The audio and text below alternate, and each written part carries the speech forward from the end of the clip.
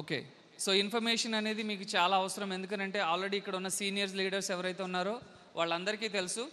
But ఈ PPT తయారు చేయడానికి మెయిన్ రీజన్ ఏంటంటే ఈ వెస్టీజ్ గురించి కొత్త వాళ్ళకు కూడా తెలియాలనే ఉద్దేశంతో నేను దీన్ని తయారు చేశాను.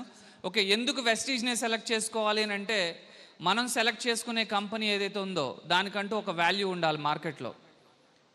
అవునా కదా? ఈ బిజినెస్లో ఒకే ఒకటి గుర్తుపెట్టుకోండి, గుడ్ విల్ అనేది పోకూడదు, ఫేస్ వాల్యూ అనేది పోకూడదు. ఈ రెండు ఎప్పుడైతే పోయినాయో మీరు ఈ మార్కెట్లో నిలబడడం చాలా కష్టం.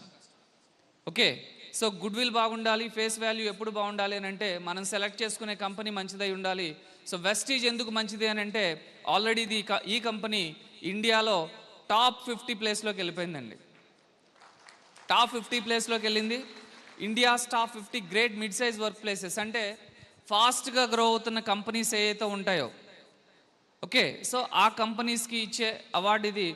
అట్లాగా certified as a great place to work, North India best employee brand award, global ర్యాంకింగ్స్లో 2019లో 2017లో 93వ స్థానం, 2018లో 63వ స్థానం, 2019కి 30వ స్థానానికి వచ్చిన కంపెనీ ఇది.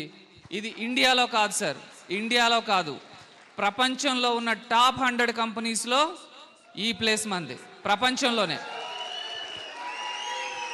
ఓకే, సో గ్రోత్ రేట్ చూడండి, ప్రతి సంవత్సరం దీని టర్న్ ఓవర్ అనేది పెరుగుతూనే ఉంది. Okay, so last year company 30th ప్లేస్లో ఉంటే టార్గెట్ ఒకటే పెట్టుకుంది, 2025 కల్లా టాప్ 10 కంపెనీస్లో వన్ ఆఫ్ ది కంపెనీ అవ్వాలనే ఒక టార్గెట్తో వెళ్తుంది కంపెనీ. ఓకే, సో ఇవన్నీ కంపెనీకి వచ్చిన certification and awards. Growth rate చూసుకుంటే మీకు ప్రపంచంలో 70 సంవత్సరాల నుంచి, సింపుల్గా చెప్పాలి అంటే 70 సంవత్సరాల నుంచి ఏవైతే మార్కెట్లో స్టాండర్డ్ కంపెనీస్ ఉన్నాయో, ఓకే, సో అటువంటి కంపెనీస్తో పోటీ పడుతున్న కంపెనీ వెస్టీజ్.